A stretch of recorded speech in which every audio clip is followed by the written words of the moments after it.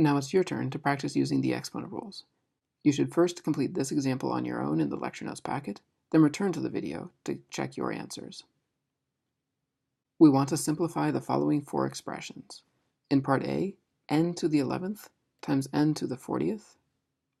Well, since we are multiplying the same base raised to different powers, the product rule tells us that we can simply add together the two exponents. So n to the 11th times n to the 40th is n to the 11 plus 40, which we would simplify down to n to the 51st.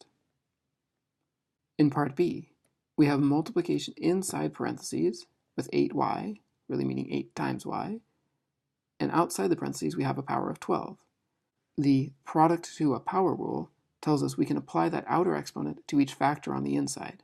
So 8y quantity to the 12th becomes 8 to the 12th, y to the 12th. In part C, we'll start to apply more than one exponent rule in a single example. To begin with, we have negative 3 u to the 9th v to the 6th quantity raised to the 2nd. So just like part B, we have a product to a power rule. We will apply that exponent of 2 to everything inside the parentheses that are separated by multiplication. So the negative 3 will get its own power of 2, the u to the 9th will get its own power of 2, and the v to the 6th will also get its own power of 2. It's important when we square the negative 3 that the negative 3 goes in parentheses, because negative 3 times negative 3 becomes a positive 9.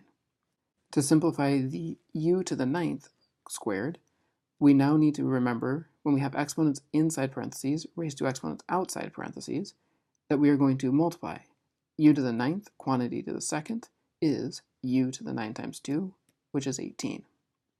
And similarly with v to the 6th inside parentheses with an exponent of 2 outside, we will multiply those two exponents. 6 times 2 is 12. So our final answer is 9 u to the 18th v to the 12th. And finally in part D, we must first apply the outer exponents to their parentheses and then deal with the multiplication between the two different expressions.